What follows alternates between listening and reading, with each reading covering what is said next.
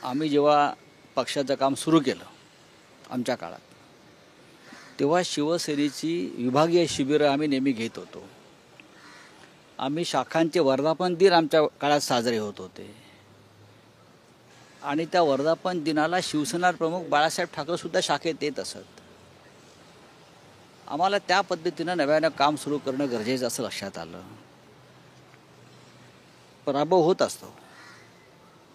लोकसभेला जिंकलो, विधानसभेला आम्ही जिंकू शकलो नाही, पण शिवसैनिकांचा उत्साह आणि जिद्द कायम आहे. पण त्यांना ज्या प्रकारचं राजकारण किंवा ज्या प्रकारचं दबावाचं राजकारण सुरू आहे प्रशासनामध्ये, जे भय निर्माण झालेलं आहे की EVMमुळे हरलो, पैशामुळे हरलो हे असेल, पण त्यांना आम्हाला एक प्रोत्साहन देणं गरजेचं आहे.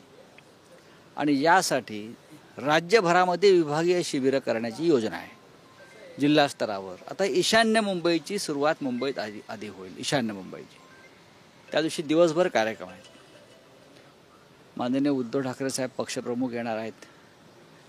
उद्घाटनाच्या वेळी सकाळी आदित्यजी येतील आणि शिवसेनेचे सर्व नेते इथे येऊन शिवसैनिकांना नुसतं मार्गदर्शन किंवा भाषणं करणार नाहीत, तर या भागातल्या शिवसैनिकांना एक ठोस कार्यक्रम देऊन जातील असं मला वाटतं. 2 तारखेला पहिला दौरा आहे ठाण्यात आहे. ठाण्यात आम्ही आता बाहेर पडलेलो आहोत ना. शिवसेना आता बाहेर पडलेली आहे. संपूर्ण राज्यातल्या नेमणुकांची किंवा बांधणी संदर्भातलं काम आता पूर्ण होईल. माननीय उद्धव साहेब स्वतः ते पाहत आहेत आणि शिवसेनेचे सर्व नेते हे महाराष्ट्राच्या कानाकोपऱ्यात फिरतील.